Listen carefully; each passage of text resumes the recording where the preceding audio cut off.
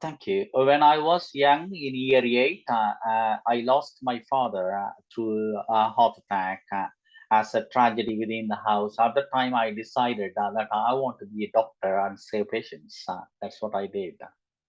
So it links to the previous question. As I mentioned, my father died of a heart attack after nearly 60 days in hospital. On those days, no specialized treatment available for heart attack.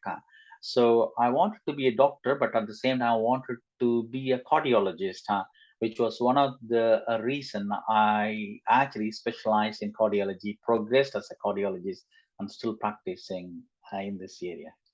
The most rewarding is when you save a life of a patient who is acutely unwell, and actually helping the patient and helping that family who otherwise will miss the loved one. That is the most rewarding time of our job, because cardiology is an acute specialty. You can change somebody's life by giving the right treatment at the right place at the right time in the right way, right? So we can change them. Um, and when the treatment fails and they progress and develop a chronic condition like a heart failure, still we can support and make them to live longer after knowing the lifespan is going to be less. That's also rewarding because we initially think they will live 5 years, and then when you expand it to 20 years plus, that's most rewarding. That I made this man to live for more than 2 decades extra. The challenges are cardiac conditions causes a lot of psychological stress to the patients. It's not only patients, the entire family, and to some extent society, because a lot of absences will be there because there's a panic, right, when it comes to the heart.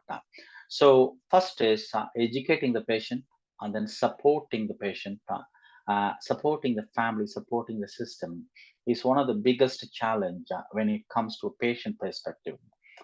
The next challenge is there are a lot of developments. The world is changing fast, but all the developments may not be available in the area where I am working on that day. It is about knowing the availability, but not able to have it, but still try to save that patient through seeking right help from the right place and try to fast track the patient for the right treatment can be a challenge because there are a lot of human factors involved in that. And the third and final most challenging situation is uh, the world is changing, a lot of developments.